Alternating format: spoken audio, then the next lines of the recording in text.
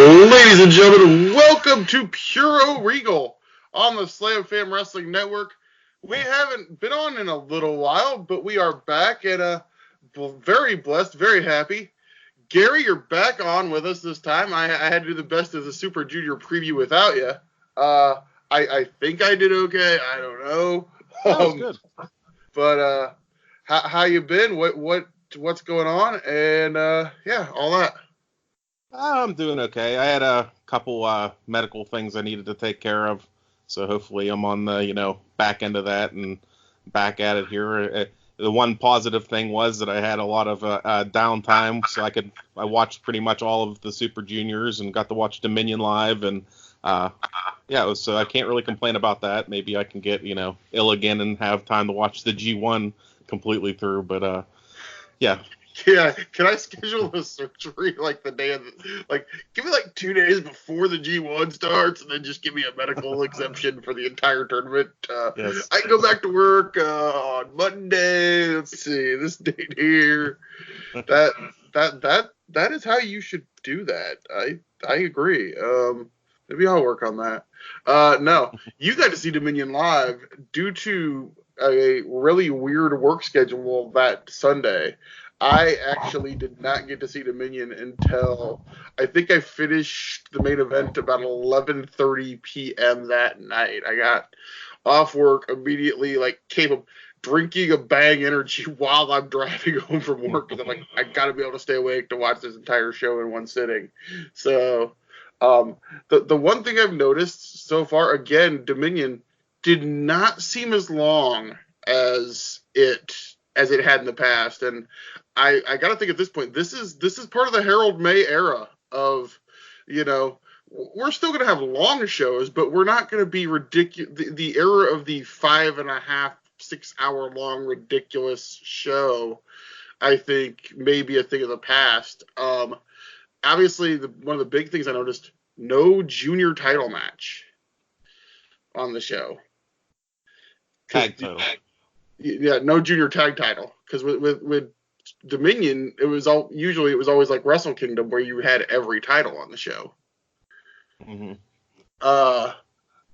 You're not gonna get any fights from me with the shows being shorter. I will say that. I don't mind the little bit shorter length. I think if you start pushing 5, 6, 7 hour shows, I start to lose interest.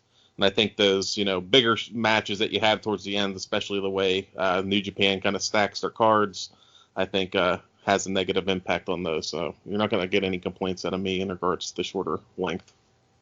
I also heard there was something where apparently they actually may have had one penciled in at the time, but Phantasmo had Rev Pro commitments, I believe. So they didn't really have anything, and they're like, well, let's just not just force another junior title match that isn't gonna matter. So, which again, all for that. I felt the show was great. But before we get to Dominion, let's go back. Obviously, the best of the Super Juniors. We previewed it. I didn't do an update in the middle because I at one point fell about 4 or 5 days behind and had to catch up. So now we're gonna do the Wrestle Kingdom version of this podcast, and we're gonna go through every single match, including non-tournament. Just kidding. God. we're not gonna do that. I make this thing where I'm like, okay, I'll watch some of the non-tournament stuff, and then I fell behind. I skipped undercards for maybe except for 2 days. I did make a point to watch some of Marty's tag matches just to see Brody King. That's about as far as I got with that. And I'm kind of hoping he ends up in the G1 based on how they kind of booked him, especially that last night they had him against, paired with Okada. I think they usually have, one or two, outsiders, for lack of a better way to put it, in. I would love to see. I think Brody King would be a perfect fit for the G1, especially a lot of the guys that have already been announced. I'm a huge fan of Brody. Obviously, I've seen him quite a bit. Former AAW heavyweight champion. is I gotta say something real quick. As a Midwesterner, you know how hard it is to do that. Because in Illinois, in Chicago, we have AAW, where now obviously your tongue almost defaults to AEW. So it makes it as a person that is a Midwest indie guy, it is a pain in the ass now because you have to enunciate really hard. No, Brody King, for the former AAW heavyweight champion. So I got to see him live during that AAW run quite often. I'm a huge fan. And like I said, looked good in the tags, looked really good. I mean, that looked the best of the Super Junior final tag match. Yeah, getting him in the ring with Okada, I think that says a lot about like where they see him and possibly where they could put him going forward. And we'll get into it, but obviously we get to Dominion. The G1's looking it's looking interesting. It's we're filling up quick. So but I figured the best way, since we never did a Best of the Super Junior recap, is instead of going through every match and going through everything, we're going to go through the blocks, and we're going to we'll just kind of talk about each person as we go through. And we'll start in the A block. Down at the bottom of the A block with 0 points, a man who unfortunately sustained an injury and had to withdraw from the tournament, Taka Michinoku. I really liked the way they were doing his matches pre-injury. I love the callback where Kevin Kelly is he's going for these submission holds, and Kevin Kelly is saying, you know, it looks like apparently in the time that Taka's spent with Zack Sabre Jr., Taka's picked up a few things. That is an element of storytelling of why is Taka all of a sudden becoming a submission wrestler, and now we've got Zack Sabre, and then you just say, well, it's because he's with Zack Sabre Jr.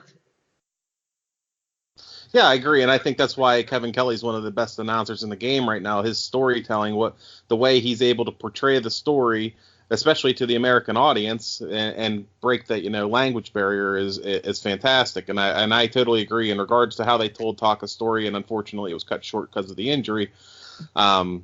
Yeah, I thought that was a great little piece of storytelling done there by Kevin.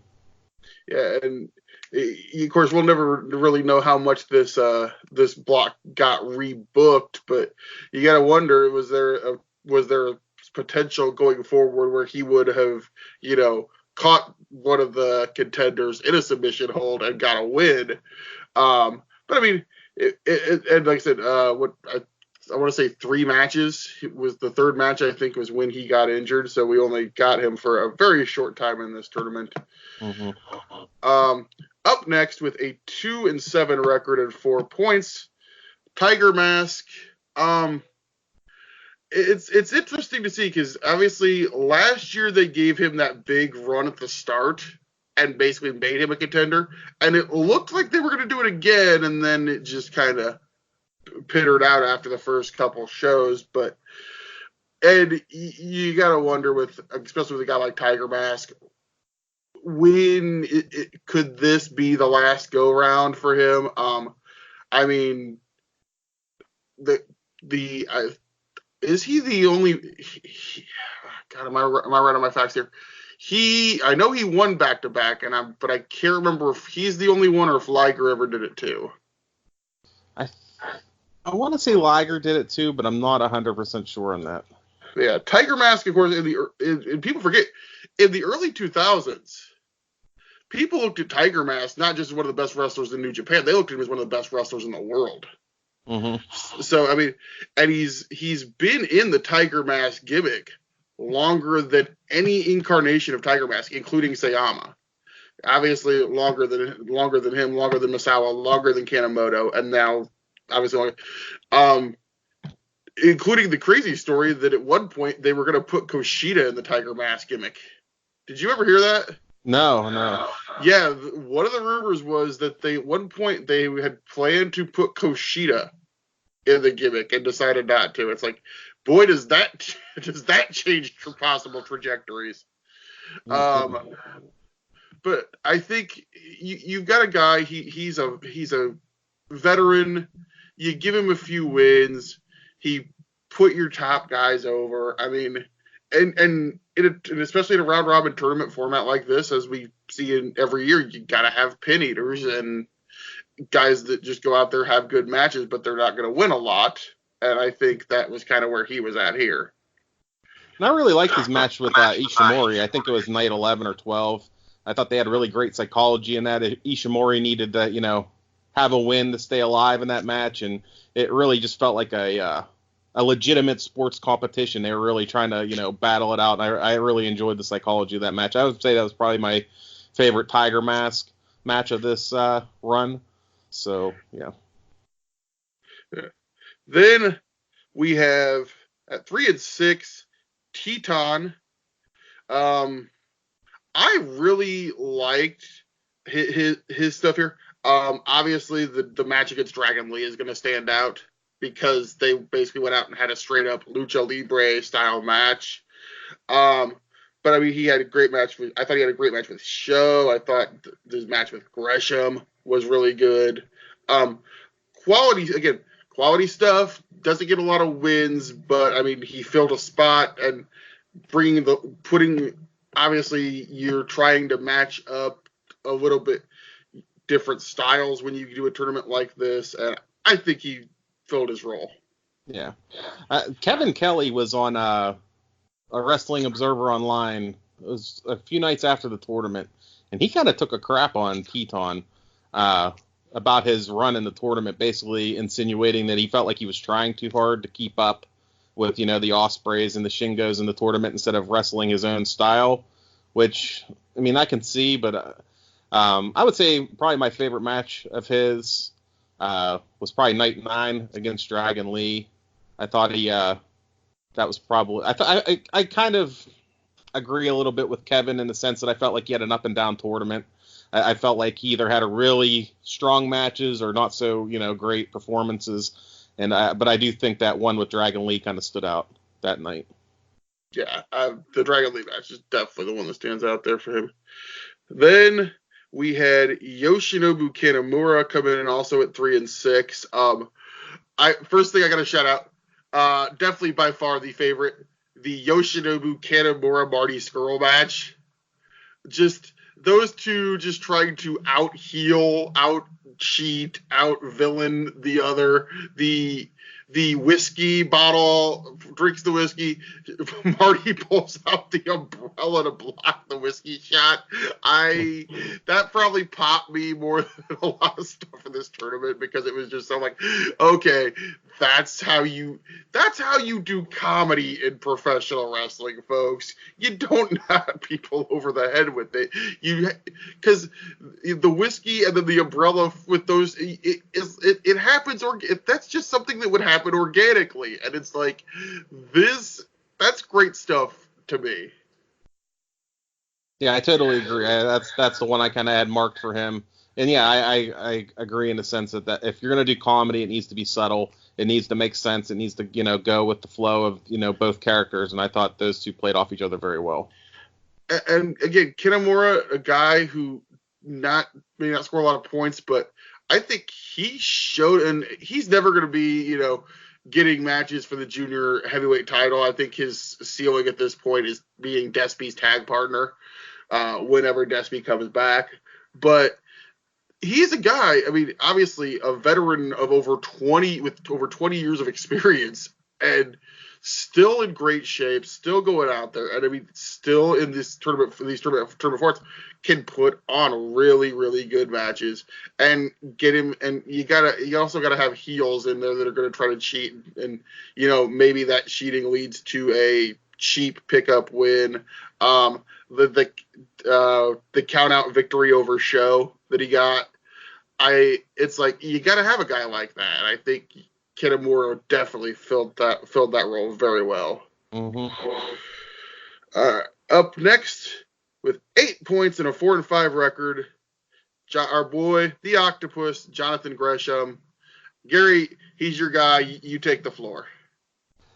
I thought for a first showing in the Super Juniors, I thought he did great. I am really excited to see if he continues, because there's rumors out there that he's not even working on a deal right now. He has no deal with Ring of Honor. He's just kind of freelancing. So I'm hoping this isn't a one and done thing for him. But I thought he's fantastic. I actually would almost prefer him to just sign exclusively with New Japan and be a stalwart in that juniors division. I think his style would fit perfectly. I would love to see him, mix it up even with someone that doesn't necessarily work juniors, but is, junior size, like a Zack Sabre Jr. They've had some great matches in the past, and I think given, the spotlight on the New Japan stage, I think he could really become a superstar over there in that juniors division, given the opportunity. Yeah, I really liked his match with Dragon Lee. I get 3.5 stars. Of course, Dragon Lee was one of the best guys in the tournament, I thought. But no, I thought John had great matches. Again, Teton, I thought his match with Teton was really good. He definitely showed up, I think, and showed what he was supposed to show for his first time out. I'll compare it to this. I think he showed a lot more character and a lot more about what he can bring to the table as a New Japan guy than, say, a Flip Gordon last year. I totally agree. Yep. That's kind of the comparison I'll put on it. And yeah, like you said, not working for ROH with basically no contract. It's so obviously there's connections for him in Impact. Mm-hmm. I'd love a full-time New Japan run. Obviously there's 2 other bigger companies that are, trying to fill for talent. So I think if you're a guy like Gresham, you're going to go wherever you're going to go. But yeah, definitely, I hope we see him again. Let's put it that way. Yes. I'd love I'm trying to think of who would be the guy. Maybe Rocky. I'm trying to figure who's a great person that you could who's a regular that you could team him up with for like a World Junior Tag League team. Oh. So somebody that you can match out. Maybe even a Robbie Eagles if he leaves the Bullet Club, as they've teased heavily througut this tournament. I think their styles are so different. I think they would, kind of mesh well in that regard. I was actually going to say maybe Dragon Lee. Yeah, that would be Jonathan Gresham Dragon Lee team for like a World Junior Tag League run would be good. Then after that, we have, with 10 points and a 5-4 record, the villain Marty Scurll. I was worried going into this tournament what we were going to get out of a Marty run, because obviously, and again, we can sit here blue in the face until we're blue in the face to talk about what Marty's future is. There's no point in doing it because it seems like nobody I'm not even sure if Ring of Honor knows when his contract's done at this point. No. But so you don't know. It's like, are they going to give Marty a lot, considering this could potentially maybe be the last time we see Marty in New Japan?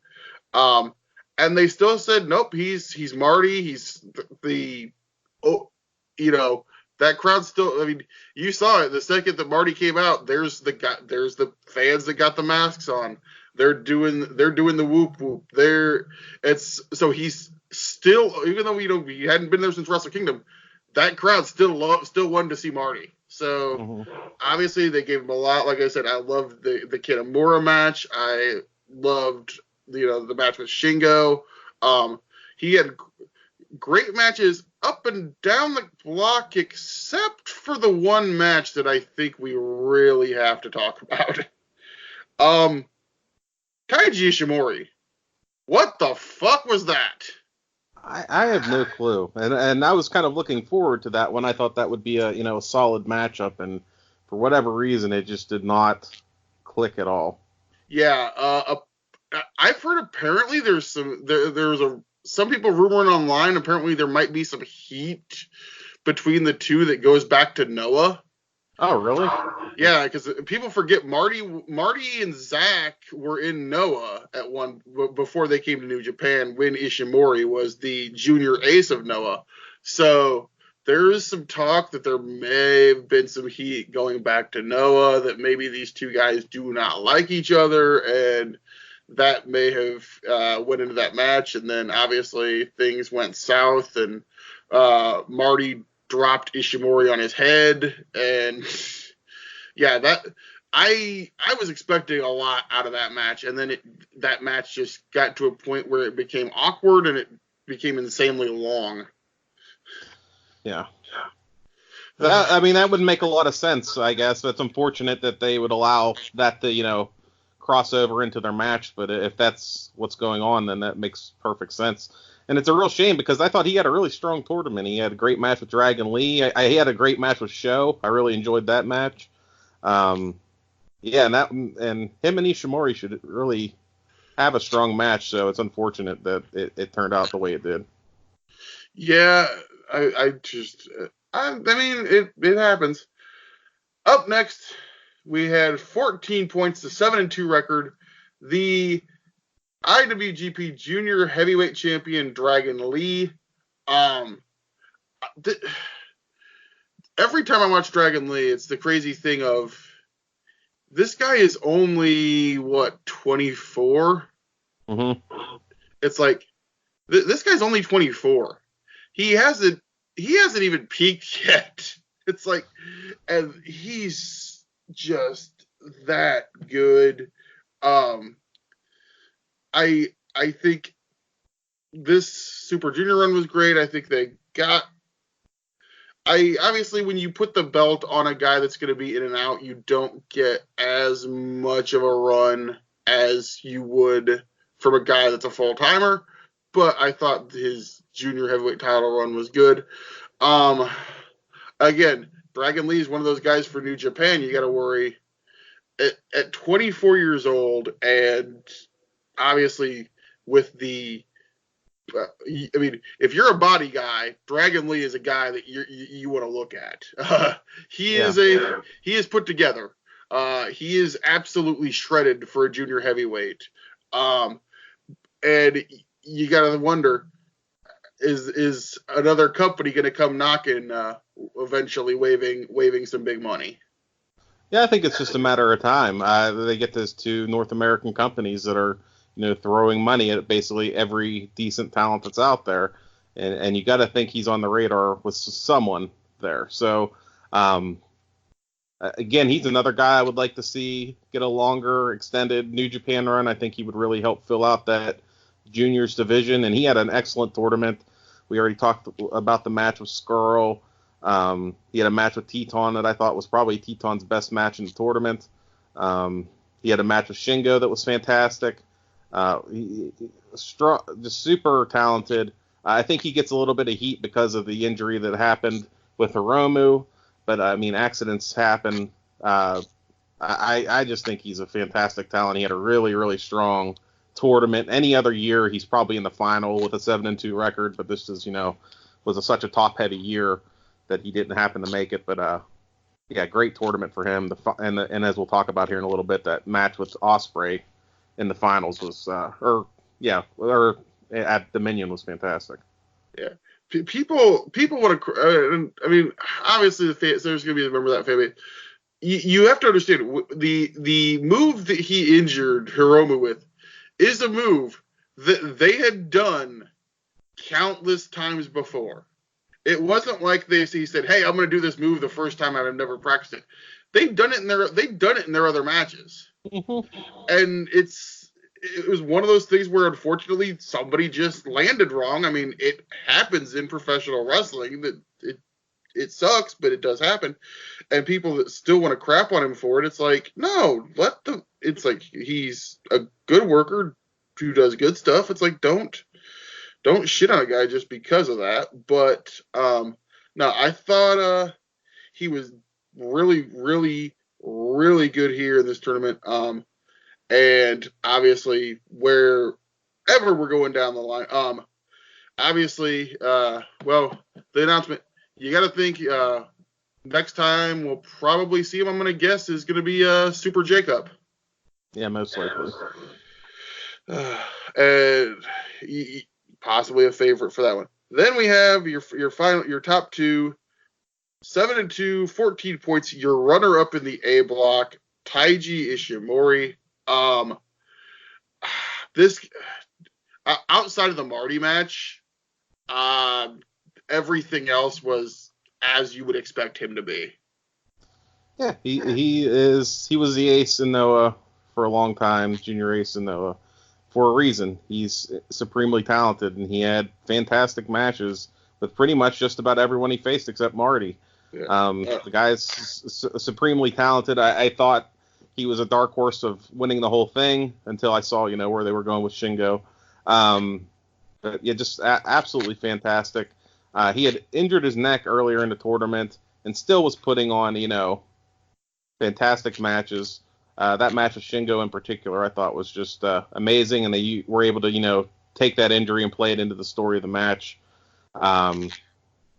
He's supremely talented. He'll be, champion again there eventually. I think once Ospreay finally makes the move to heavyweight. But yeah, great tournament for him. I think his next step, the next step for him, I think, is going to be a junior tag title run with Phantasma. Yeah. I think that's a new team that we haven't had all the belts yet. We'll get them in there, get Phantasma in there with Ishimori, and get them a junior tag run. I also just realized something. We skipped someone. I went from Jonathan Gresham to Marty. We forgot Show. Oh, yeah, we did.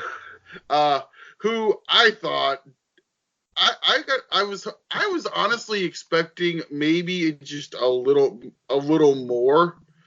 A 5-4 record for your second. Actually, this would be his third, wouldn't it? I was forgetting he had the year where he was a young lion, where he was in the tournament. But Show, I kind of maybe had a little bit higher hopes, but I really, really, really think this is a kid going forward. I don't think, again, maybe a junior, but he's one of those kids that looks like he's about a cookie from heavyweight to me. So and I always say to me, ever since day one, he's looked like Okada's little brother. So it's only a matter of time before I think he's in a heavyweight division run going forward. And again, a still really, really, really young guy.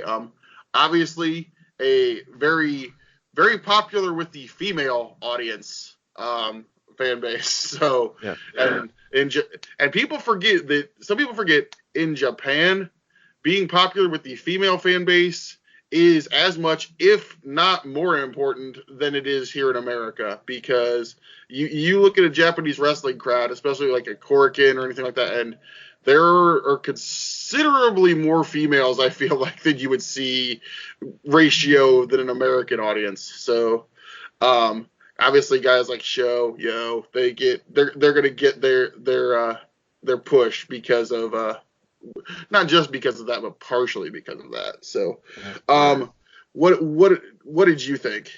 I thought his first half of the tournament was a little bit better than the second half. I thought he had the best match of night one with Shingo. I thought that match was fantastic. And I also thought his match with Marty was great. But I felt like he fell off, towards the back end of the tournament. And maybe that is because of his size. He's a little bit bigger of a guy for the juniors. But I tend to agree. I think eventually he's gonna slide up into that heavyweight division, and I think he could be supremely talented there, or as a great piece there in the future. The other thing for him was, I think, like I said, he had the Kinemura count out. I think one of his was a flash pin. So I think Marty may have rolled him. Marty may have rolled him up with a hold of the tights or something. a couple of his losses were protected. So Yes. obviously that is something that needs to be brought up because even though he did lose 4 matches, I know at least 2 of them were the protected type of losses. So obviously they see big things for him. Now going back up to the top with a 9-0, undefeated in his block record, 18 points. The guy in the tournament for me. Well, they're 1A, 1B. It's hard to say who was better, but Shingo, this was the run from the moment he stepped in to New Japan that we had hoped we were going to get, and it absolutely 100% all over-delivered, in my opinion. I have 15 matches marked as like my top matches for the entire tournament, and he's in 5 of them. I think he had by far the best run. No offense to Ospreay. I just think this really made him, despite, losing in the final, as a name to be reckoned with in New Japan. And as we'll talk about later, it seems like it's not just going to be in the junior heavyweight division that he's going to be doing this. I really can't speak highly enough about Shingo. He's kind of been, a nice little secret for PWG and some smaller promotions over the years, and to finally see him get a run here in New Japan. But like I mentioned, he had a great match with Sho. And at night 1, his match with Dragon Lee was fantastic. I thought his match with Taka Michinoku was probably Taka's best match of the tournament, even though it was a 7-minute match, but it was, just lightning fast, great match. Obviously, the match in the finals was maybe the match of the year. That match was just unbelievable, and we talked about the Ishimori match as well. Just a tremendous run for Shingo. Yeah, for Ishimori, for him really quick, I had because I got a few of them up. Him and Shingo and Sho, I have that, I believe, is my 4th rated match of the tournament. 4.5. Shingo, the Teton match was a 3-star. It was that, and that's probably on the lowest end for him. Ketamura, I have it 4. Shingo, where was his next one? Marty's at 4. I have trying to pull on the Shingo Dragon Lee. I have it 4.25. That one I had huge stars on. Shingo Tiger Mask 3.5. So I mean his low end against some of these guys was a 3.5, and we'll talk about the final a little bit once we get past the blocks, but yeah. I have in my list here. I've got Shingo, obviously Shingo Sho, Shingo Kinemura was a great one, but I mean there wasn't a bad match for him in this tournament, and like I said, he over delivered. And now let's go to the B block with 0 points and an 0-9 record that does not tell the story if you just look at this in a vacuum. Ren Narita. I don't care how many times he lost, and I don't care every single match, every near fall. I'm like, come on, do it, kid. You got it. Him taking the place of, say, and I'll say Flip Gordon for reasons of the other person being associated with the other one. Essentially, Ren Narita steps in and takes the place of Flip Gordon, and no offense to Flip, this story was 1,000 times better than anything they were going to do with Flip Gordon. Absolutely. Every loss made him a bigger star. Yeah, they made a star with this kid without him winning a single match, and every night, especially as you got towards the end of that tournament, you're hoping are they going to give him one? Is he going to get a roll up? Is he going to, flash pin somebody? It's like, and it doesn't happen, but god damn it, every single match he had, the crowd, everybody just wanted him to get that win. Obviously, and we'll get into the other one when we talk about Dominion, but Ren Narita, get this kid on an excursion, get the young lion off of him, and get him back here and let him be the junior division star that I believe he absolutely can be. I totally agree. The match that really stuck out with him was Robbie Eagles. It was in Narita's hometown. He had his parents in attendance. They had signs passed out for him to support him. It took Eagles to hit his secondary finisher to win. But they really had that crowd lit up like he was going to pull off that upset over Eagles. But yeah, I totally agree. He needs to go on excursion right away, get the young lion stink off of him, and come back and be a real force in that juniors division. Absolutely. Then up next with 1-8, his only win, of course, being against Narita. The replacement for El Desperado, and the buddy of Taichi, one Mr. Doki. And let's for anybody that maybe listens to this that's unfamiliar, the Doki was definitely a object of great debate in the social media circles during this tournament. Doki walked out. I assumed that, like me, you had never seen this guy.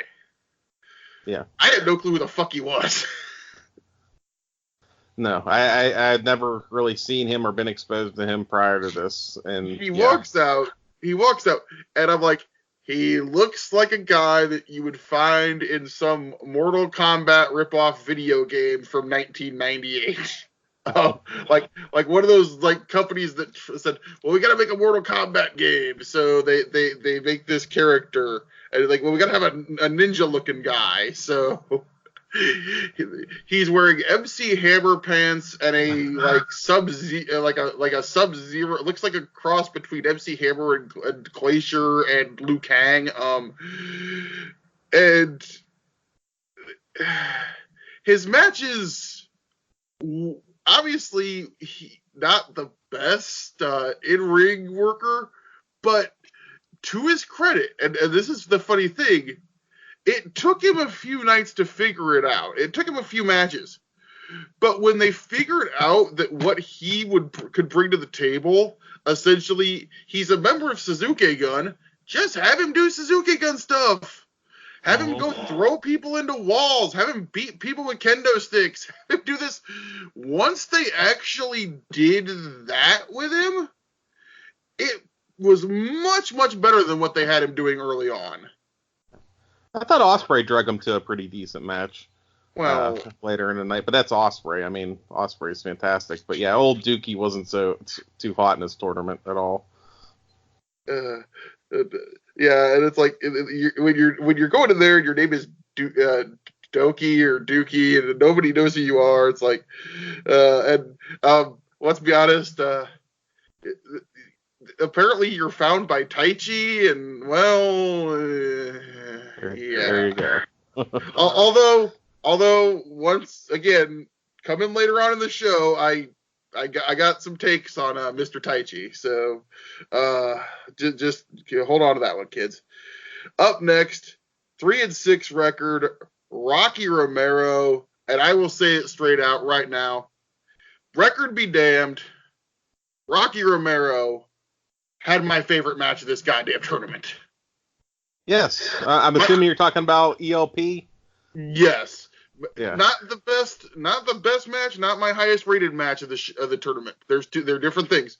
But my favorite match of the entire Best of the Super Junior tournament is the Rocky Romero and El Phantasmo match, because it was a master class in telling a story in your match of the dickhead heel that, is a complete prick and everybody hates his guts, taking on the guy who is, the part-time wrestler, part-time commentator, part-time manager, part-time recording artist, merch shiller, but the, aging grizzled veteran, aka short for past his prime, supposedly past his prime, who lives up to the old saying of not as good as he once was, but good once as he ever was.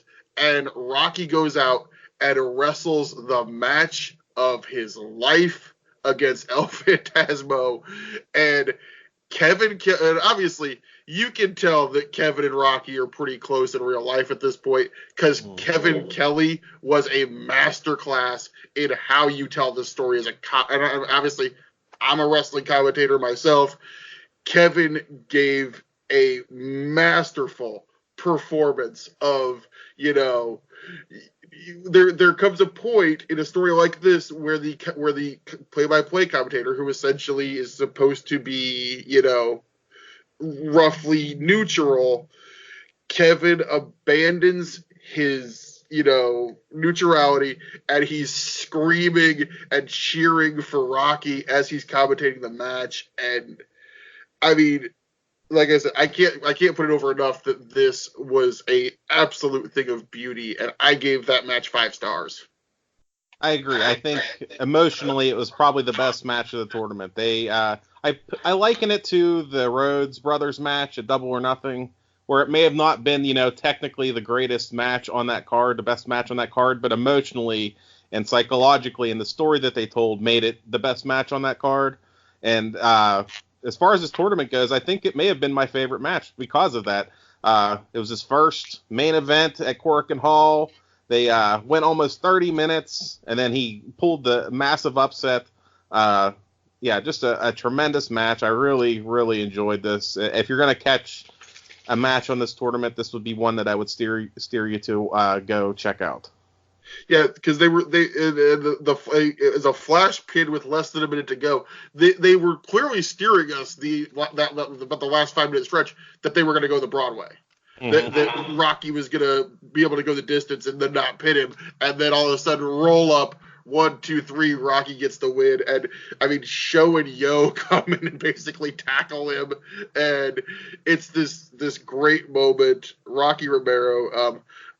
We'd be remiss not to mention the fact that his the 2 night or 2 nights before the match with Ospreay also was an excellent match. It was. So Rocky, I mean, like I said, 3 wins, but told a great story of the tournament. Up next, 10 points at 5-4, Bandito. Am I the only person that thought Bandito was kind of a letdown? I thought so. I was really looking forward to him entering this tournament. I don't know if it was like nerves or there were so many other strong performances that he kind of got overshadowed. But I was expecting more. I mean, his match with Ospreay was fantastic, probably one of the best of the tournament. But I'll be remiss to kind of think of another one that really stood out for him. Kind of a disappointing run for him, and I hope he does get another opportunity because, I mean, ultimately I think he's supremely talented, and given the opportunity, I think he could be a fantastic addition to that division. But for whatever reason, it just did not click in the manner in which I thought it would.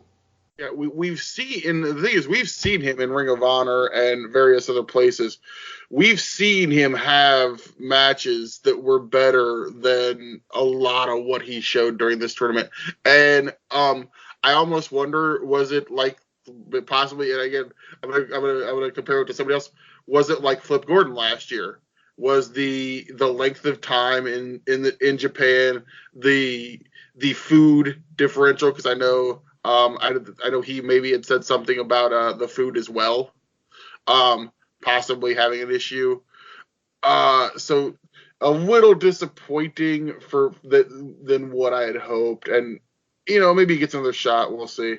Obviously, it depends on what the future holds for him with Ring of Honor and New Japan. But moving on, we had a 5-4 record and 10 points for the the sniper of the skies, Robbie Eagles. And I think the big one here for Robbie is the story being told of him and ELP not meshing, ELP kind of doing him dirty, and the tease of is Robbie going to maybe be changing affiliations going forward? Definitely feels like that is going to be the case. I do love the fact that they're taking ELP's momentum and turning it into a story. He's kind of stolen Robbie Eagles' spot in the Bullet Club, so to speak. Robbie's kind of the third wheel in that juniors, list there behind Taiji Ishimori and ELP now. So I definitely, and with Ospreay now challenging him for the Summer Showdown for the junior title with Robbie Eagles, I got this feeling like we're going to have an Ospreay Eagles versus ELP Ishimori tag team match coming up in the future. Maybe over those junior tag titles if Ishimori and ELP, come out on top on their eventual tag title match. But yeah, I honestly think Eagles is better off as a babyface. I feel like his style and his personality fits that better. So I'm kind of hoping he does, exit the Bullet Club, and I think this is a good opportunity for him to do that. Yeah, he had, and like I said, Robbie again, a guy who had some great tournament stuff. The match with Will, probably one of the better matches of the entire tournament. Mm-hmm. The fun match with Phantasmo, of them telling this, and again, great storytelling there. Probably had Yo's best match. And I'm gonna just segue right into it. The next guy up, also with a 6-3 record and 12 points. The match with Eagles was the match where I said, dude, Bushi is having a hell of a tournament. Mm-hmm. And Bushi, I think, in this tournament showed a lot of people that may have forgotten that not so long ago, this guy was the number 2 junior in New Japan behind Kushida. And he kind of got put on the back burner, obviously, when Hiromu came back, and then they added Shingo, and pretty much it was a pin eater in last year's Best of the Super Juniors, and they gave him that story where he got hot and got in contention. I thought Bushi was probably the biggest and nicest surprise of this year's tournament, to see him return to form and have these great matches that he's capable of having. The guy can still go, and it just goes to show you how deep the junior division is. I was happy to see him get some wins, not just be that pin eater in the tournament like we have talked about with some other guys. And there was nothing that really stood out as far as matches. I can't think of one right off the top of my head. But all his matches were solid. There was no match that I was like, oh, that was terrible, or I wouldn't want to go watch that again. I just thought he was a fantastic worker, and hopefully this means that they will use him a little bit more in the future in singles, and not just keep him in a tag. Yeah. And again, and I think one of the things I think that would be good with him is when Hiromu gets back, potentially throwing him and Hiromu as a junior tag run, because they're the 2 junior, and however long Shingo may or may not be for the juniors division, but putting him and Hiromu in a tag obviously would help Hiromu get some of that ring rust off, get some of his timing back, and protect the neck for a little bit while he kind of gets back into the groove. So maybe possibly that's where we're heading. I kept hoping we never saw. I kept waiting, maybe during the Best Super Junior final. You got to wonder. Hiromu keeps saying he's getting closer, but we still. And it's one of those things. Are they just doing that so that when he does, you're not going to have him come out and cut the promo. He's just going to finally just show up one day, and it's like, hey, here I am, and I'm back, and let's get back to business. But great for Bushi, and we'll see what he wants. Up next, 6-3 record, 12 points. Yo, again, not a blowaway run, but everything here was solid, and I think Yo showed, because I feel like Show gets a lot of the internet buzz, but Yo showed in this tournament that he's no slouch himself. And I think the thing with him, with these two, is where we kind of all assume Show is eventually going to be making that transition. I think Yo's a guy, because he's a little bit smaller, that could be a potential future junior ace going forward. If given the opportunity, I would tend to agree. I honestly think they're better apart than they are together. I always kind of felt that they rushed them as a team as far as the push that they received. And over the past couple years of them being in these tournaments and getting some of these singles runs, I do think they're almost better apart. So I almost wish they would keep them apart. I know they won't, but I tend to agree. I think Yo has that potential to be, a strong player within that juniors division if given the opportunity. Yeah, and like I said, great tournament there. Up next, El Phantasmo, 6-3 and 12 points. I was shocked that there seem to be as many people that don't like Phantasmo as there are. I love the gimmick. I love the presentation. I like him, again, fitting into that old school mold of old Bullet Club OG. I'm not gonna, come out and you're gonna go to Too Sweet Me, and then I'm gonna give you the middle finger. Because people, people forget that it's like Bullet Club was never the original intention of Bullet Club was never to be the cool hip heels that are really baby faces. It was meant to get guys over and get heat, and I think Phantasmo is one of the few people that's actually doing it. So, and like I said, I like him. I like his size. Obviously, he's taller, lanky.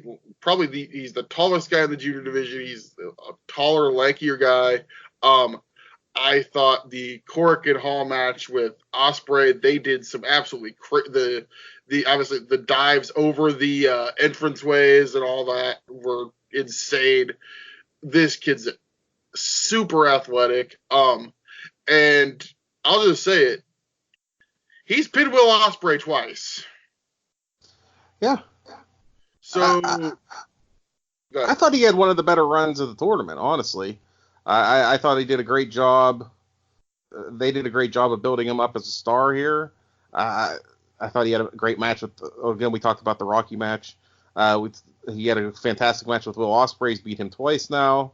And yeah, he fits into that old school mentality of the Bullet Club where he doesn't give a shit about anyone but himself and trying to get himself in a position to, win titles. And that, even if that means, screwing over other members of the Bullet Club, like Robbie Eagles. And that, I think it was the Best of the Super Juniors finale. He stole the pin from Eagles in that match and set up the, friction there between him and Ishimori. And yeah, I don't have any real negative things to say about him. I think he's kind of a breath of fresh air in that division as far as, a real old school cocky prick heel. Absolutely. Then we have at a 7-2 record, 14 points, the B block winner, Will Ospreay. Again, and I've got a list. It's a few days old. I hadn't updated to the end of the tournament, but let me see. I've got 12 matches here. 1, 2, 3, 4, 5, 6 of those 12 matches are Will Ospreay matches. If you're ranking best of the Super Junior, like best ofs, you'd almost have to say, okay, here's the Will Ospreay matches in a ranking list, and then let's do a list of every match that didn't have Will Ospreay in it, because And we'll get into it as we get more into Dominion, but dude, and we'll talk about the final here in a minute. Every single match that Will had, I've got him and ELP as my number 2. I've got him and Eagles at 3, him and Rocky at 4. He's got 4 of my top 5s. I mean, yeah, I think he has 6 out of my top 15 matches. Rocky Bandito, I thought he had a fantastic match with. Ren Narita, I thought he had a great match with. Robbie Eagles, that match was fantastic. I thought he pulled the best match out of Dookie by far. And then obviously the final, he was just tremendous. He is the best in the world right now. I don't think you can make an argument for anyone else that, regardless of weight, size, whatever, category you want to put it in, he's the best in-ring worker on the planet right now. He has changed his style just a little bit to make it a little bit more safer, but I actually think he's made himself 10 times better in doing so. The psychology is there, the selling's there, his athleticism hasn't changed despite him putting on size. I can't think of anyone right now, bell to bell, that's better than Will Ospreay, and he proved it time and time again in this tournament. Absolutely.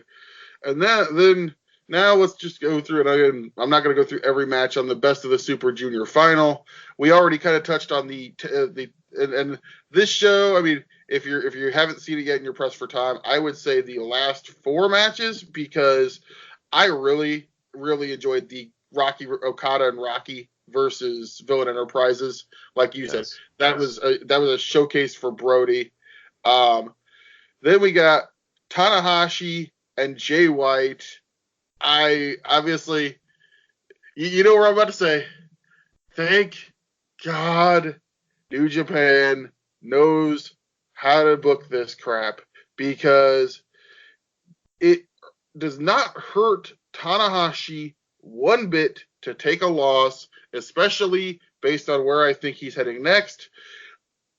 Whereas you bring him, you do the whole thing where, this is Tanahashi's return match from his injury, and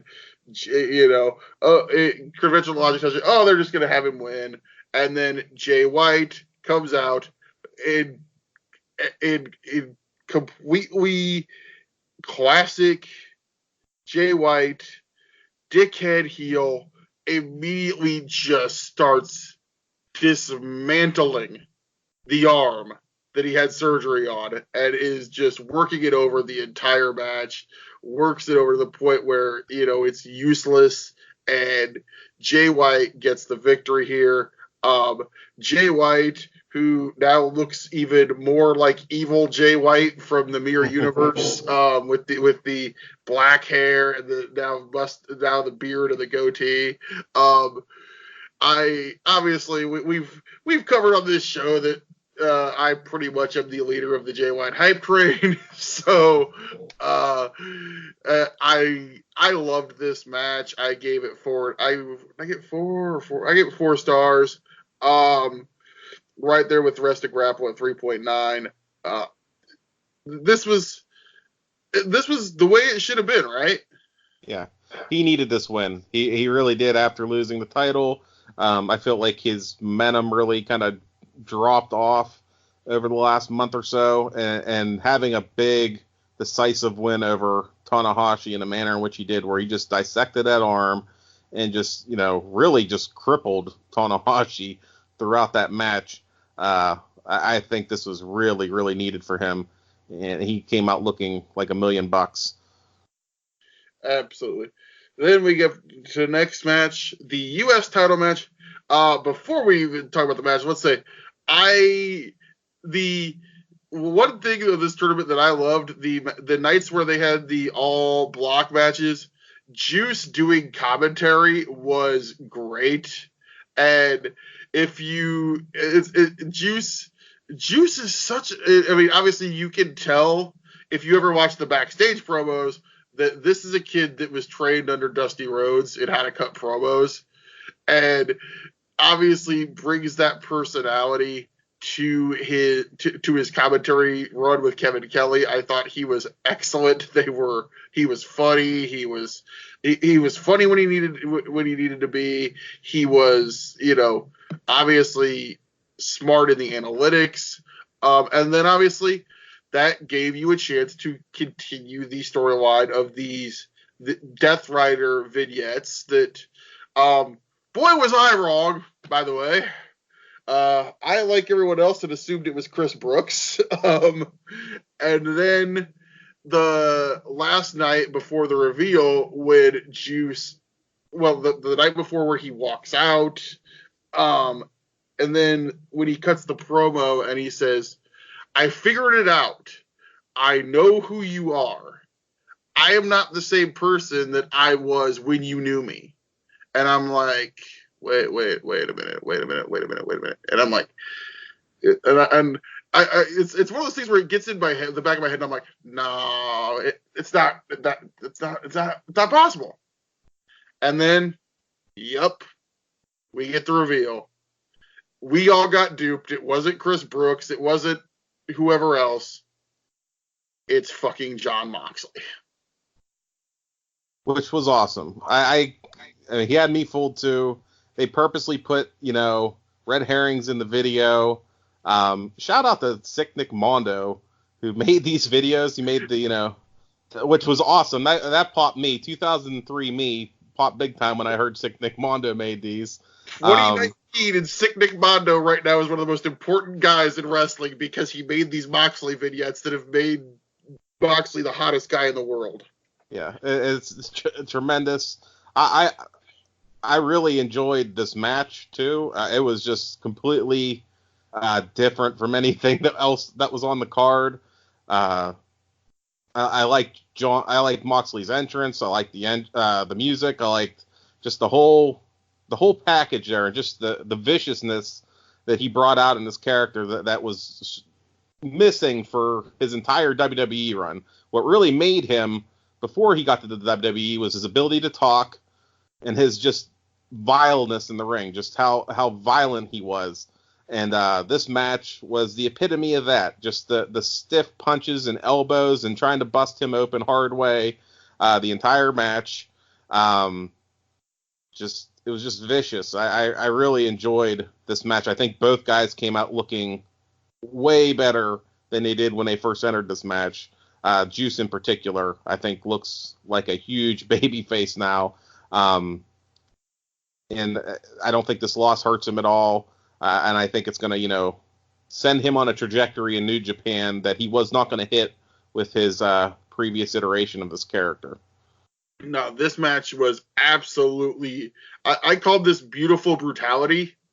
It was an excellently worked mix of wrestling, hardcore spots, Juice hitting doing the tumbleweed into the table and the table not breaking.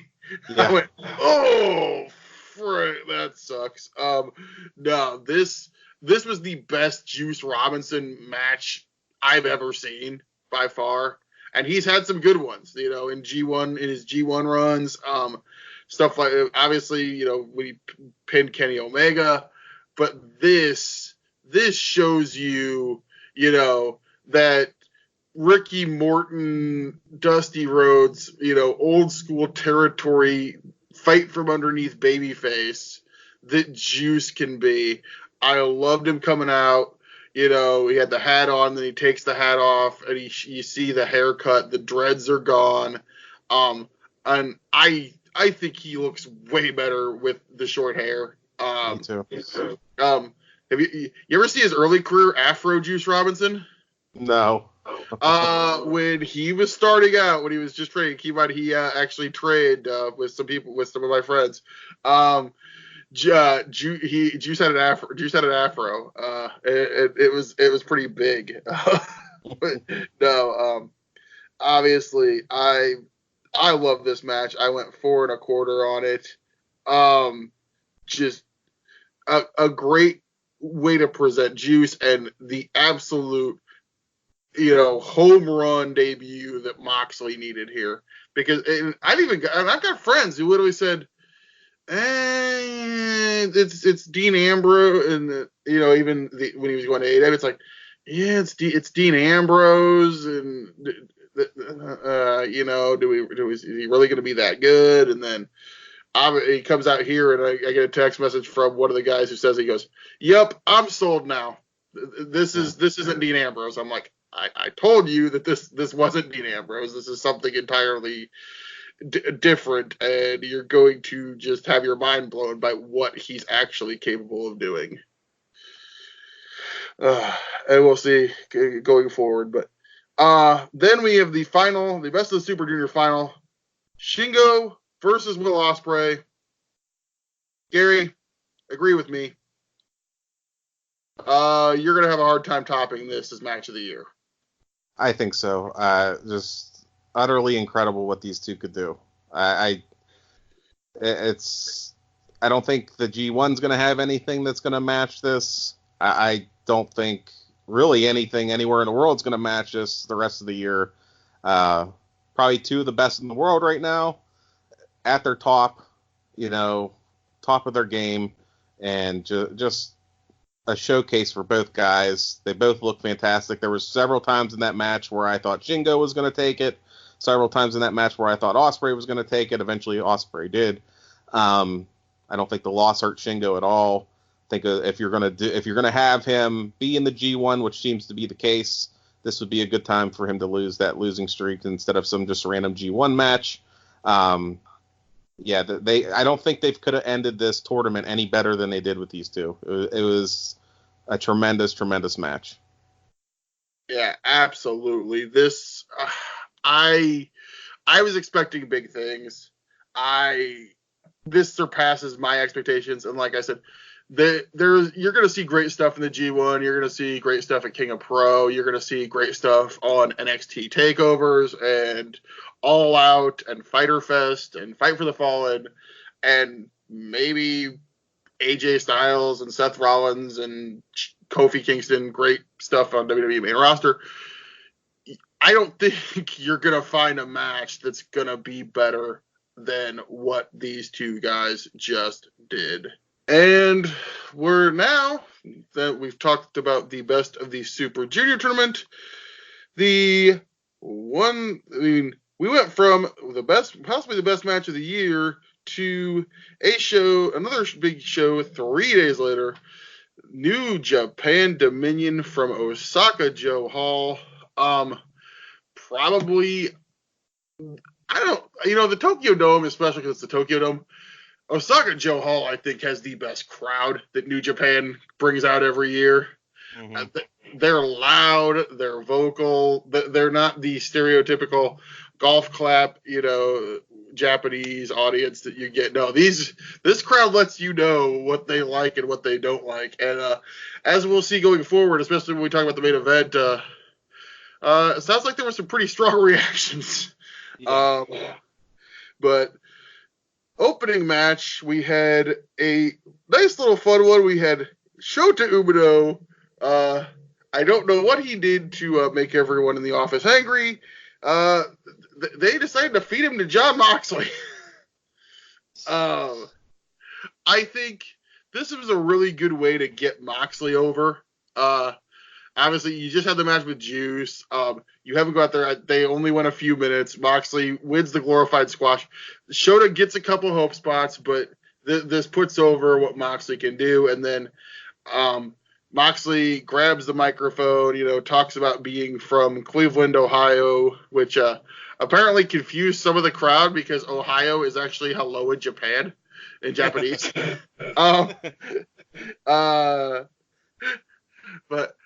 And then basically Jon Moxley declares himself for the G1 climax. And then goes to the back and creates the now most watched New Japan YouTube clip from the official English New Japan YouTube channel in history. If you have not seen it, go out of your way. I might just throw it on the end of the episode, the audio of it. The absolutely hilarious promo with Moxley holding up Shota I loved the bit of him, carrying Shota to the back. Just Moxley being Moxley and having fun. What do So you is think? Shota Umino's excursion going to be Jon Moxley? Because that's sure as hell what the promo sounded like. He was going to be Jon Moxley's personal young lion and was going to be his tag team partner in matches, apparently. So You can make an entire YouTube series out of that. Moxley brings him to the United States. Moxley's taking him to the bar, just Shota's drunk off his ass. Imagine Moxley's at home and Shota's there, and then all of a sudden here comes Renee. Why is there a random Japanese guy in my living room? That would be hilarious. Yeah. No, I'm hoping. I thought, can we get a world tag league team of Moxley and Shota? Moxley takes him to Roppongi every night, so Shota's like he's dragging Shota's unconscious drunken stupor back to the ring. It's just like Weekend at Bernie's, but it's just Shota being dragged around, half unconscious. This was fun, and it's okay to have fun in wrestling, and god damn it, it got Moxley over. Moxley declares for the G1, and we had a little fun. The second match on the show, when they announced this match, I popped. I'm like, dude, Shingo takes on Satoshi Kojima, and again, Kojima goes out there, and these two guys went out there in a quick match and beat the holy hell out of each other. Yeah. And then you give Shingo a win, and again, the tradition, Shingo, who's supposed to be a junior heavyweight, gets a win on the guy who is the only man to hold the IWGP title and the GHC title at the same time. So that's a big win for Shingo. And then, as has been speculated, Shingo grabs the mic and declares himself for the G1 Climax. Gary, I know you're pumped. Yeah, I think this is where he belongs, honestly, in the heavyweight division. And I thought that match with Kojima, who, by the way, was in fantastic shape, which makes me think maybe he's going to take one of the last spots in there, because that's probably the best shape I've seen Kojima in a long time. But this is a great match, a hard-hitting match, and I love the story that they told that, all of Shingo's power moves aren't just going to just run people over like he has in the junior division, which, adds another layer to his character. And I really look forward to some of the matches coming up here in the G1, if he is, in fact, in the G1. That I think he's just going to really elevate himself again. Yeah, and I think, and like you said, Kojima, we haven't gotten the Kojima, farewell G1 like we got with Tenzan, like we got with Yuji Nagata. So I think that could be a story that I would definitely add to this year's G1 if it comes out, hey, this is Kojima making that final G1 run. Mm-hmm. I think they could tell some really good story there too. Then we had Suzuki go, and I don't know about you. I don't know what you rated this. I rated this 3.5. Good match. It was short. I mean, in a G1 match, they might go a little bit longer and possibly hit that 4 territory. But this was, it was a great match. Mm-hmm. Then we had Jushin Thunder Liger and Yoshihashi. Why are you here? Taking on Minoru Suzuki and Zack Sabre Jr. This was fine. I went 2.5. It was Minoru Suzuki being Minoru Suzuki. Zack Sabre Jr. being Zack. Liger being Liger. And this is what scares me. Yoshihashi pinned Zack Sabre Jr. Yeah, what the fuck? I have unfortunate news for what I believe that means. Well, he's probably in the G1. It'd be my guess, and he's probably getting a title shot against for the Rev Pro title. I think they've announced that he is getting the title shot for the Rev Pro belt, and I think that unfortunately this means I have to endure another Yoshihashi G1 run. Which, I mean, if he gets more than 2 points in the G1, there's something wrong. I had really hoped, because he was a bubble guy, I had really hoped that maybe he would find himself on the outside this year, because Yeah. I mean, he made it to the ring without killing himself, I guess, so let's reward that. I'd rather see his tag team partner in there if they were going to put anyone in there on that. Let's put Liger in. Shit. He's been feuding with Suzuki for months. Why not? I hate to say this, but I think that this storyline's going all the way to Wrestle Kingdom. Probably. I think that's one of the last matches for and obviously, as we talked about on the show, I know what I want for that match, which is the Keshin Liger reemergence for one night. They also need a storyline. I need a Keshin Liger match. I need one appearance from CTU Liger. We need the black gear back for a night. Yeah. Oh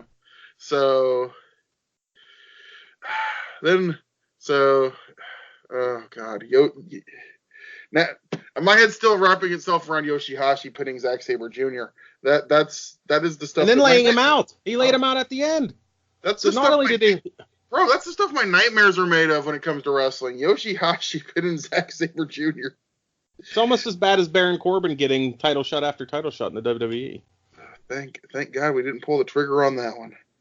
But I got to watch that again in a few weeks, unfortunately. Mm-hmm. Not even Seth Rollins can pull a good match out of that. No.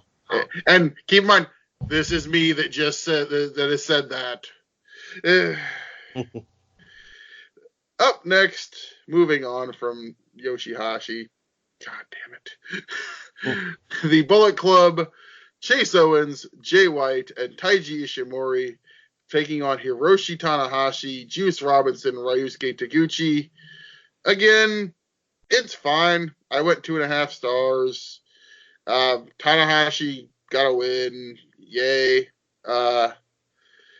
Obviously, this was you got 4 guys here we got 3 guys here in the G1. You got one that's going to be a multi-man tag guy, and then you have Chase, which I was worried for a second they were going to give Chase a pinfall win here to put him in the G1. I'm like, oh, I like Chase. Don't get me wrong.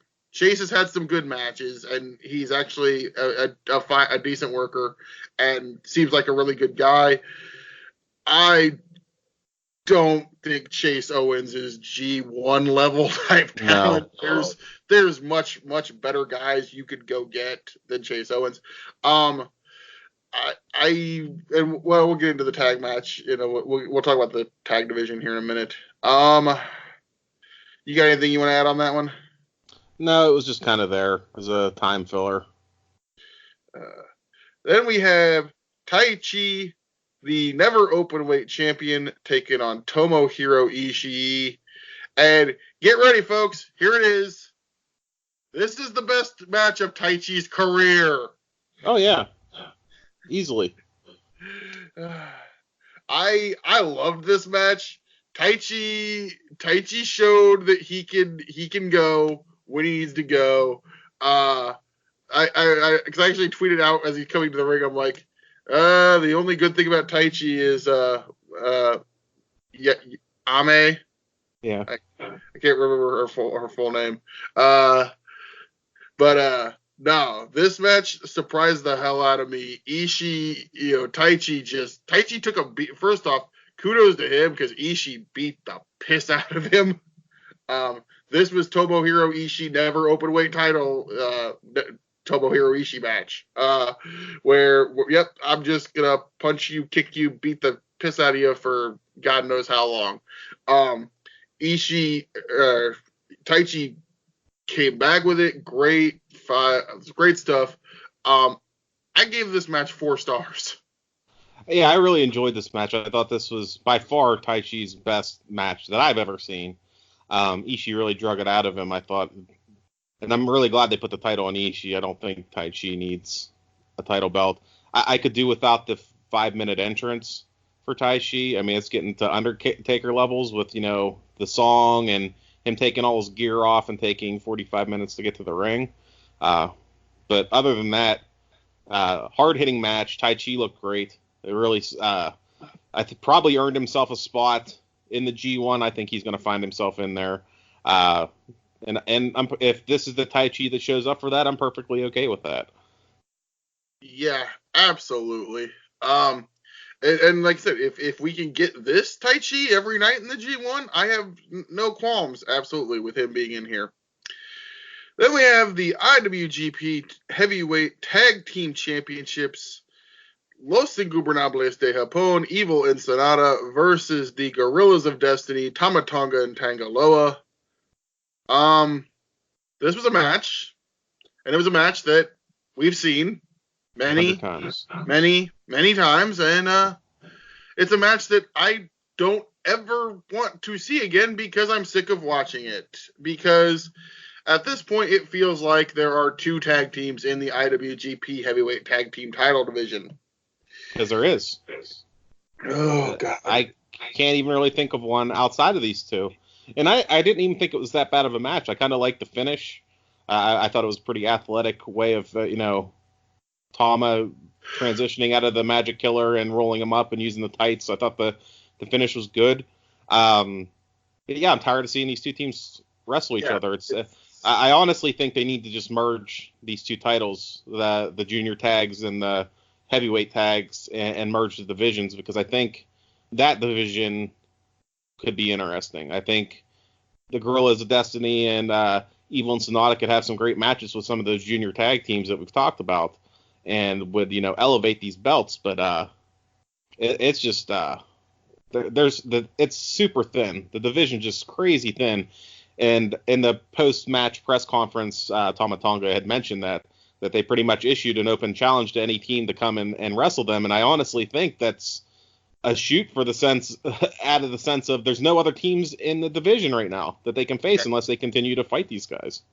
You have more depth and more potential in your junior heavyweight tag division at this point than you do in your heavyweight tag division. Because, I mean, you've got Minoru and Zach, I guess, is the only other team that maybe. Yeah. I hate to say this, but I mean, Yujiro's coming back from his injury. Do we throw him on? Well, I mean, they're on a Bullet Club team right now, so you'd have to transition him. But do we give Yujiro and Chase a run at this point? Because there's nobody there. It's maddening that there's literally nothing in this heavyweight tag division at this point, and it's like, and keep in mind, the booker of this company is a former tag team wrestler. Oh yeah. You'd think he'd put more into it than he does. It's like, it's maddening, and I've always said I'm a fan of tag team wrestling, so it's maddening to me sometimes when there's not a good tag team division. And but I mean, it is. But yeah, can we not have God versus Evil Sonata at least for a while? Because I'm just done with it. I think the one positive that came out of this match is with the Gorillas retaining, that may mean Tama Tonga is not going to be in the G1, which I'd be perfectly okay with him not being in the G1. The sad thing is the top two names that I don't want to see anywhere near the G1, and not that Tama's bad, but I just don't care for him much when he's a singles wrestler. But I mean, other than him, the only other name the name I want even less than Yoshihashi in the G1 this year is Bad Luck Fale. Yes. And no offense to Fale. OG Bullet Club, and I love him, but god damn it, no more Fale in the G1. Up next, the junior heavyweight champion Dragon Lee defends against Will Ospreay. Will Ospreay had 2 5-star matches in 4 days. That's what we need to know here. Yeah. just another tremendous match. I know that was like the concern. How are they going to top the Super Junior final?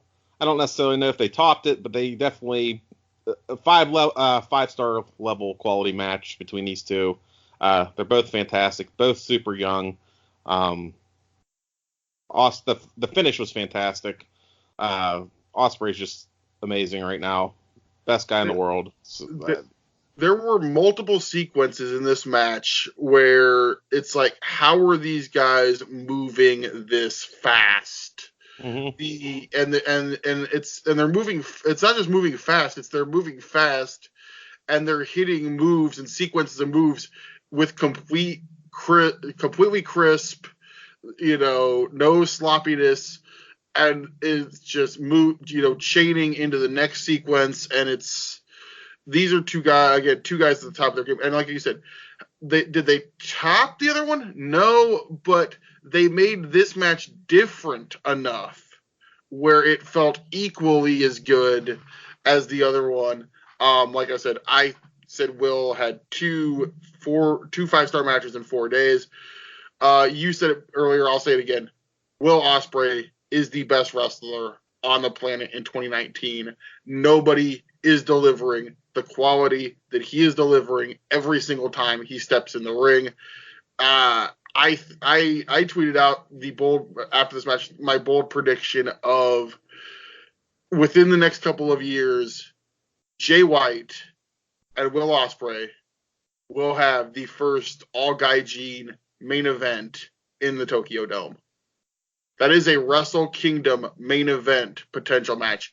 And if you don't, and again, if you want a reminder of that, go watch the main event of the anniversary show from this year. And they were at, I think, 4.5-star level there. And both of these guys continue to get better as they go forward.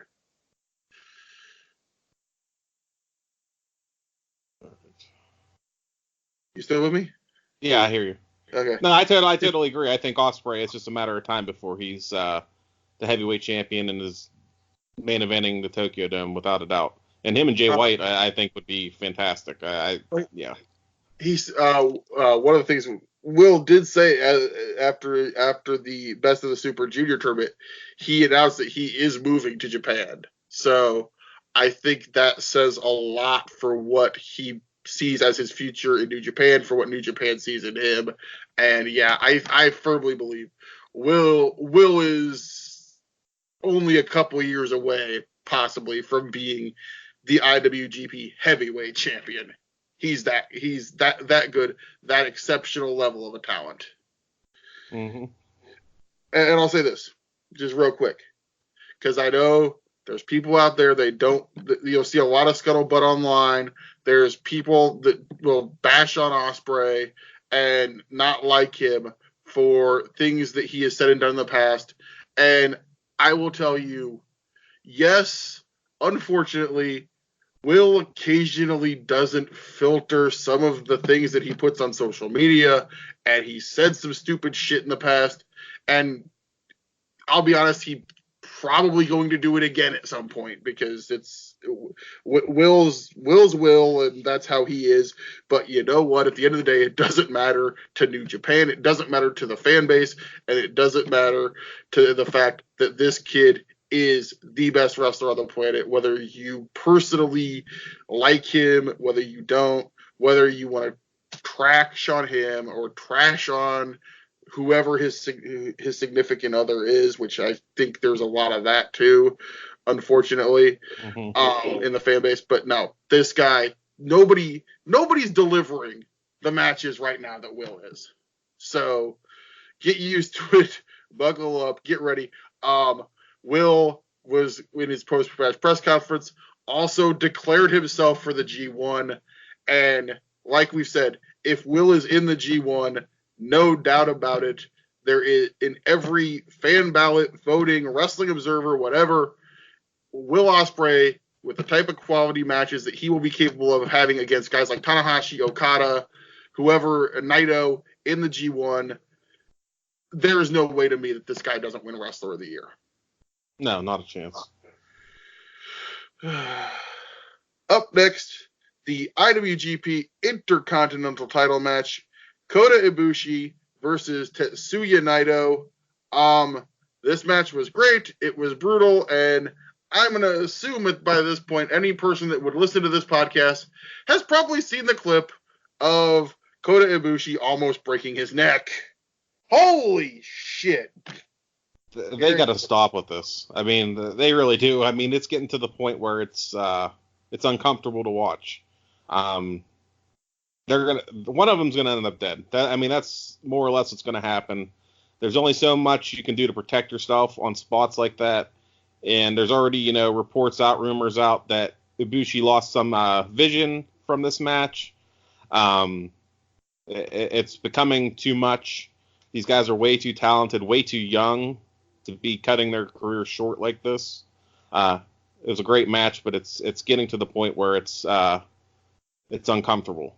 Yeah, I went 4.5 stars on this match, but I almost feel like it's Naito and Kota just saying we have to top the match that we had previously, and they're throwing, and Kota's always done, the crazy, whether it's diving off balconies or, taking bumps off the apron or, wrestling monsters and kaiju. Yeah. But these two guys, they're both elite level talents. And I've got these guys right now as 1 and 2 to win the G1, and I keep kind of going back and forth on who's actually going to win it. But yeah, no, and obviously, thankfully, it sounds like the vision loss is just a slight thing from getting a black eye and a swollen up. I'm assuming it sounds like Kota's gonna be fine in time for the G1, because that would absolutely suck if the injury kept him out. Because, and I'm gonna say it right now, for love of God, please put Kota in the same block as Will Ospreay for me. Yes. I need that as a main event match in the G1, because or have that be the final. That's a possibility at this point.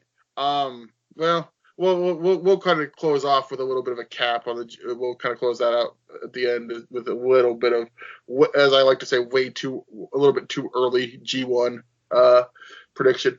But before we do that, main event, the IWGP Heavyweight Champion Kazuchika Okada, the Rainmaker, taking on the Painmaker, Chris Jericho. I got bummed out, and I know this is stupid, but God damn it, why did we dub over Judas? So I was reading on Twitter. What happened was Sony reached out to New Japan and wanted $2,500, a rights fee, to play it. Jericho did not know about this, and New Japan refused to pay the $2,500, and that's why it got dubbed over. He wrote it! So Jericho has come out since. He's pretty pissed about it, and he said he would have paid the $2,500 himself had he known that this was the case. So it's partly New Japan's cheapness and Sony's greed that cut the song off. Yeah, like I'm literally sitting here, in my living room in front of the TV, and I'm ready and I'm excited, because I'm sorry, that's whether Judas is a great song in and of itself. I listen to it all. It's on my Apple Music playlist a lot, and I get super. It's one of those things. It's the perfect song if obviously especially for this incarnation of Chris Jericho. And it's a song that gets you amped up for his entrance. And yeah, then it's dubbed over music. The only thing worse was the G1 Supercard dubbing over Kazunare, which makes no literal sense whatsoever. But yeah, that started like, why are they dubbing over the Judas song when they played it at Wrestle Kingdom? It didn't make any sense. But Jericho comes out looking every bit the tortured rock star version of Chris Jericho that he is in 2019. I'll let you go first. What did you think of this match? I didn't like it. I'll be quite honest with you. I thought it was slow. I thought it was boring. I didn't care for the ending. I didn't care for the post-match stuff that happened after. It felt very much 2019 WWE to me, which is terrible. I I don't know if they just didn't click. It just, I don't know. It did not work for me on any level. I mean, I thought the match itself was fine, but and again, we've seen Jericho have better matches than this in almost every other match he's had this year. The Kenny Omega match was better than this. The match at Wrestle Kingdom was better with Naito was better than this. Maybe these two, like you said, maybe they just didn't mesh well. Maybe just the way they laid the match out didn't quite connect. I still gave this 3 stars. I mean, it's because the match itself was fine, but it's not that Dominion main event, number 2 New Japan show of the year level that we expect. And obviously, if you're going to compare, you're comparing apples to oranges, because if you compare to last year, you're comparing to probably one of the top 5, top 10 greatest professional wrestling matches in history. But this didn't sit well, and I think it didn't sit well with the crowd in the arena, and then especially, like you brought up the post-match, there was visible booing during that post-match. The crowd did not like that post-match at all. Obviously, you've conditioned the New Japan crowd, especially on a big show, to expect a certain type of post-match. They didn't even boo Jay White winning the IWGP title the way they booed this post-match. And then when there's no speech from Okada, there's nothing at the end, he's laid out. Obviously, you're setting up a Jericho-Tanahashi match, it looks like, because Tanahashi's climbing over the table. But sometimes you try something different, it doesn't work. And this didn't work. Now, obviously, the big question is Jericho, is the Tanahashi match maybe coming at King of Pro? Or is there potential for Jericho in the G1? He's mentioned it. He's mentioned it. I think they're really trying to load the G1. I think, obviously, they want a sellout in Dallas. Or at least they want... They at the very least, they want the building to look full when they go to Dallas. So yeah, you're stacking your G1 with Shingo, Ospreay, Moxley, guys who normally maybe not would have been in the G1, but are going to be in this G1 because I think they're going to try to make this the biggest, most star-studded G1 ever to make a statement that they're the number 2 promotion in the world. But yeah, this post-match just on so many levels with the live crowd, it just kind of, and even for me, it kind of went, huh? This isn't what, we expect to see.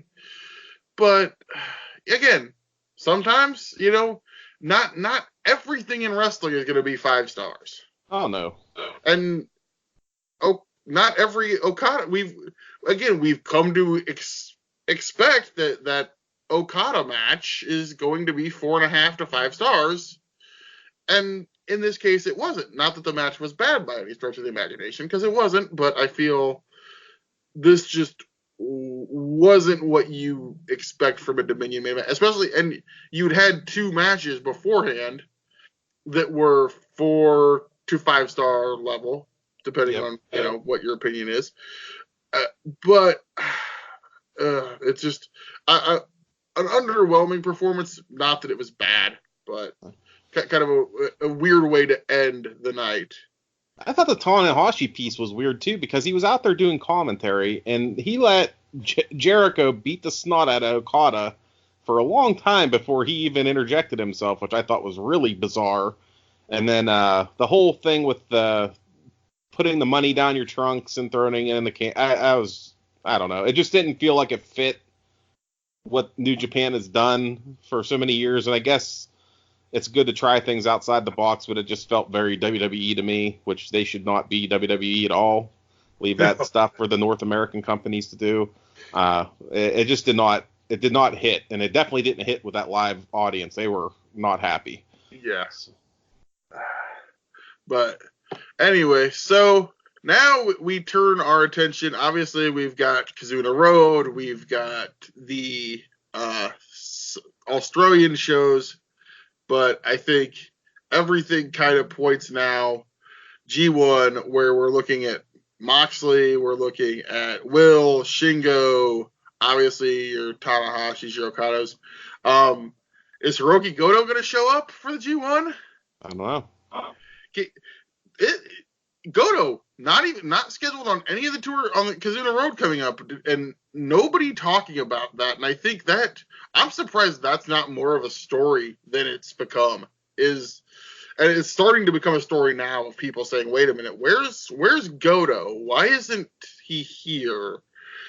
And it makes you wonder: is there an issue injury-wise? Is there an issue contract-wise? Is he maybe not happy with, being a mid-tier performer at this point?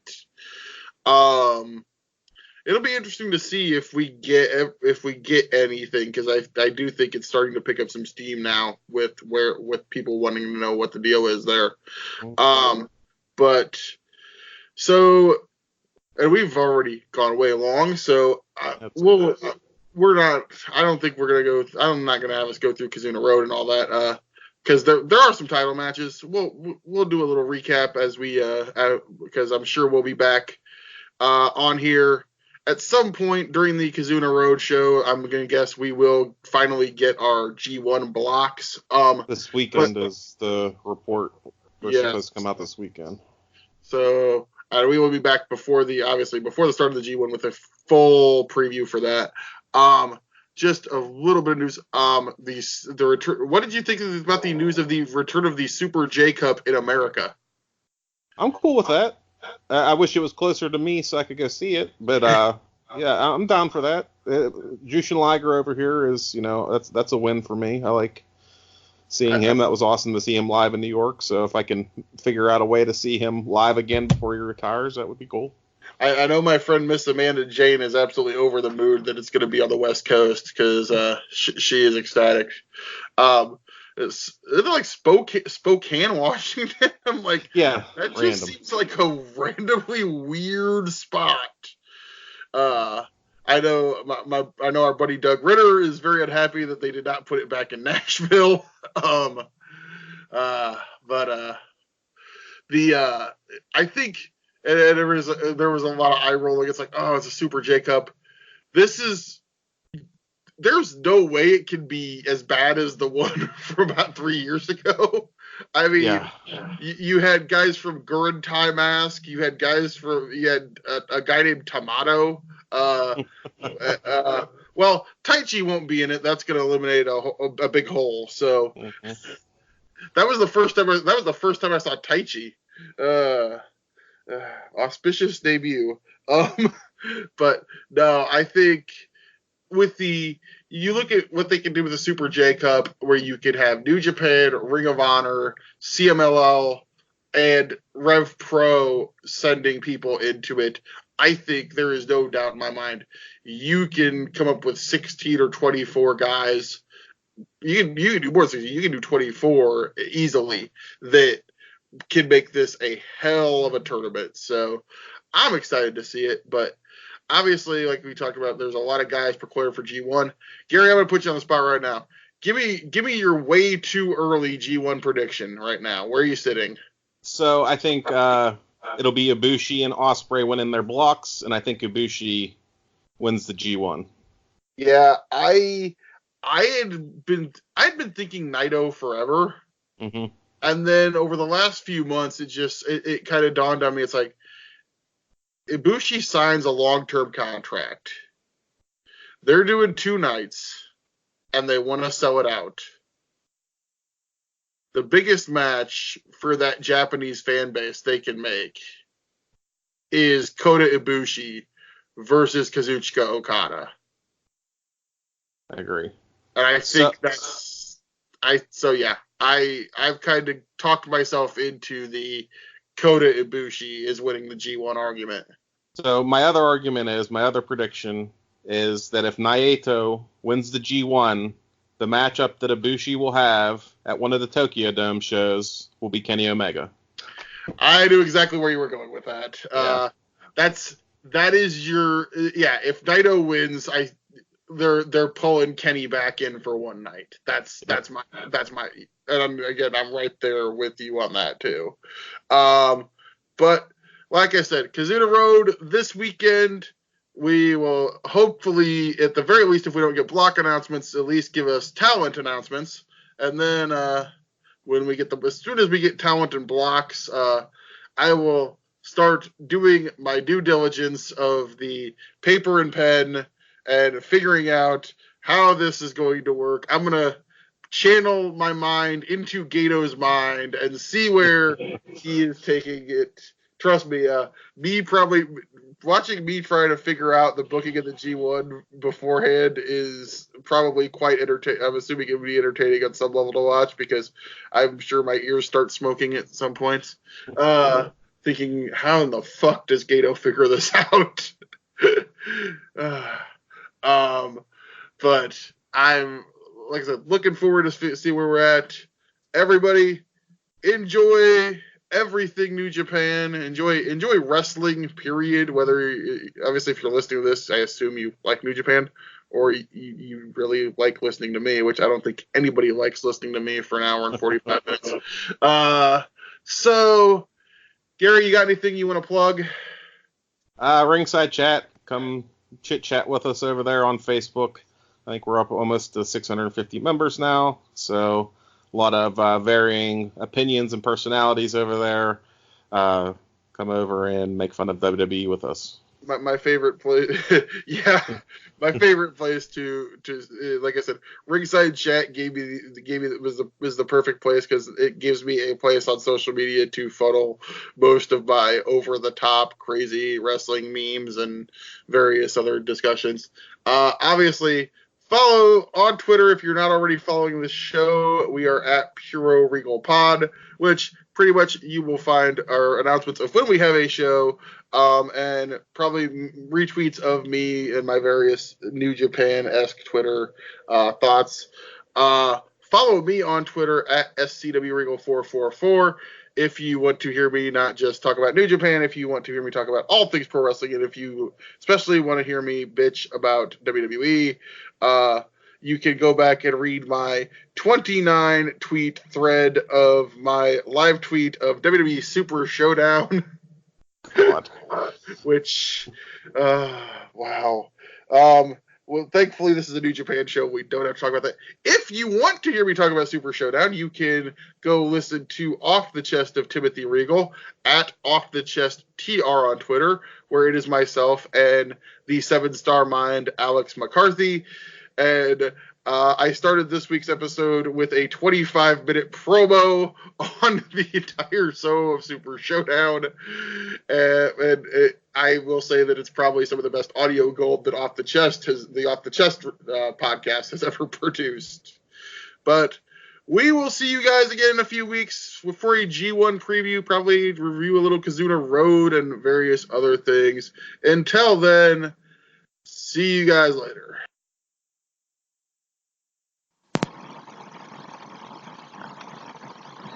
I bring a message from Cincinnati, Ohio. Jon Moxley, international purveyor of violence, gentleman, and all-around sick son of a bitch. Jon Moxley wants in the G1. Jon Moxley!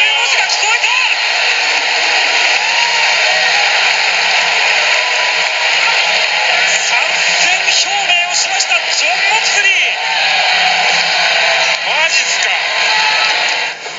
いいか、ケン。You did good. You did real good. A young lion. Here, hold my belt. I got a bunch of stuff I'm asking you to do. I like this kid. All right? You can be my new young lion. I'm gonna need some help around here. I'm gonna need a partner. I'm gonna need a training partner. I'm gonna need a spotter on the bench. I'm gonna need somebody to drive me home from Roppongi. You can drive? He can drive. So this is my new boy right here. And I think tonight I made my intentions clear. Ball's in New Japan's court now. See the G1? Come, my friend. All right, Minisaki, come. You want to get involved with the G1 climax?